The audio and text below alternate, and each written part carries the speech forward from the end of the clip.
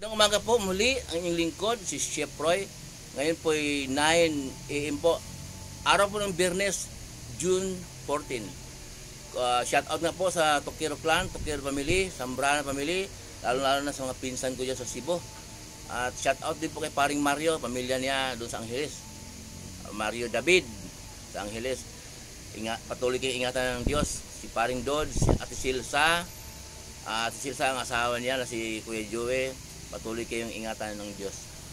Anong pong Merkules, di off ko po, napadaan po ng palengke. Mayroong matanda doon, ang anak po niya kasi yung anak niya, kaibigan ko, palagi pong sinubaybayan yung mga post ko, yung mga video ko po sa salita ng Diyos. Lagi ko pong binabanggit daw na niluma daw ng Diyos.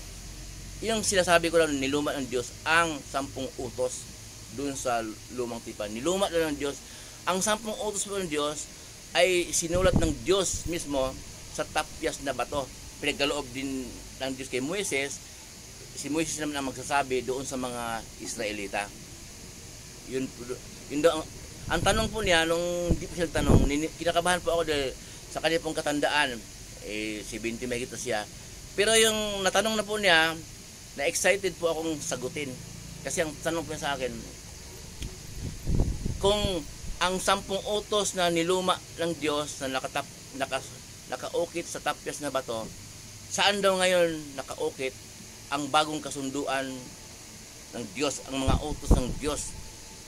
Sabi ko naman, ganito po yon. May panahon po kasi, may time element po kasi ang palatuntunin ng Diyos. Ang Diyos nakipagkasundo kay Abraham nung panahon ni Abraham. Pagkatapos nung panahon ni Moises, nakipagkasundo ang Diyos kay Moises. Ayun po yung kasunduan nila doon sa tapyas na bato. Ang Diyos mismo ang sinulat. Yun po ang unang banal na kasulatan. Yun po ang unang nakasulat sa yung Bible po. Yung unang sinulat po sa Bible, pinasulat ng Diyos. Yung sinulat ng Diyos mismo na 10 utos sa tapyas na bato. Yung sinasabi ko pong time element, nung dumating na po pinadala ng Diyos ang ating Panginoong Jesus dito sa sanlibutan, yung sinabi ng Diyos na sa mga tao, sa atin na siya ang minamahal kong anak na lubos kong kinalulugan, pakinggan ninyo siya. Yun po, ang Diyos mismo nakikipagtipan sa atin. Busis talaga mula sa langit. Yung tanong po ninyo na kung ang 10 utos ay nakaukit sa tapyas na bato, inukit ng Diyos, saan po ngayon inukit ng Diyos ang bagong utos? Dahil sabi ko daw po, yung 10 utos kulang. Wala kasing sabong doon Kulang, marami po, hindi sample ko lang yung sabong. Kulang po ang 10 utos kaya niluma ng Diyos. Ang Diyos po ng luma. Ang tanong po niya, kung ang 10 utos nakaukit sa tapyas na bato, ngayon saan inukit yung bagong mga utos? Sinagot ko po ng maayos naman, pero kung wala akong hawak na Bible ngayon, noon, nung Miyerkules wala akong hawak na Bible, ngayon may hawak ng Bible. Para po sa inyong lahat ng nanonood ng video ito, kung niluma ng Diyos ang 10 utos na inukit niya sa tapyas na bato, ngayon saan po inukit ng Diyos ang mga bagong utos? Basahin po natin sa 2 Korinto 3:3. Pakinggan po ninyo. Pakinggan po natin lahat. Ganito po 2 Korinto 3:3. Pakinggan po natin.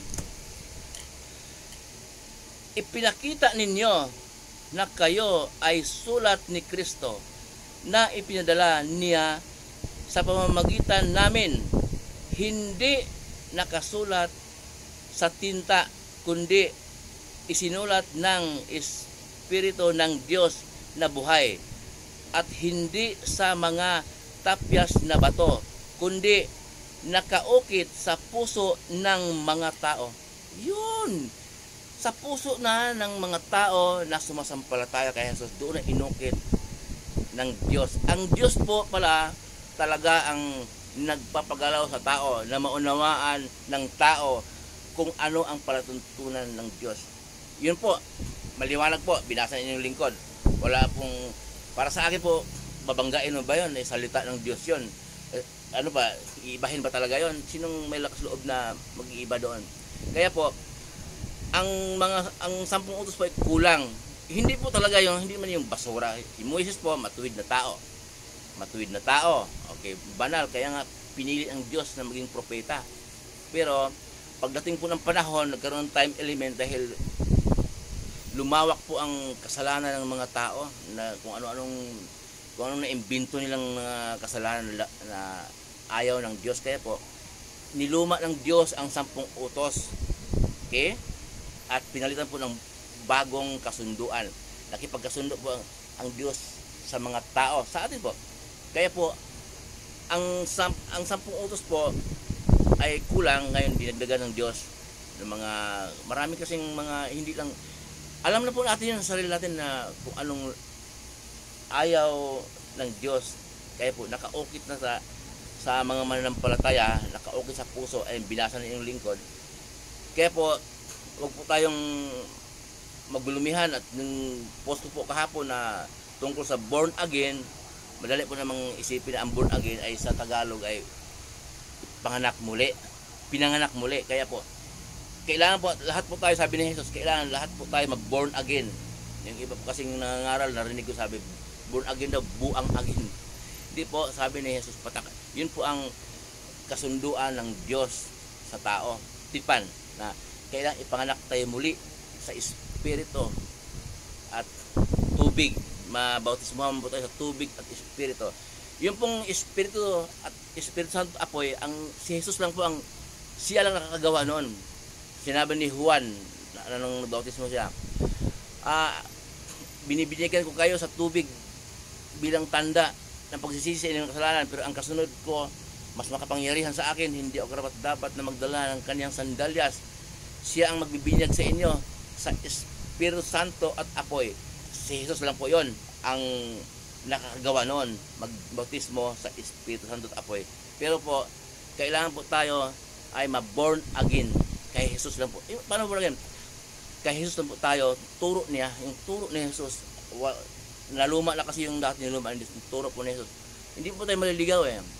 Yung mula sa Mateo hanggang mga sulat po ng mga apostol, so pinasulat ng Diyos, yun po ang ating batayan, yun po ang ating basahin at ihiling po sa Diyos na pagkaloob natin ng banal na Espiritu upang manguna sa atin, maunawaan natin ang mga bagay na yun.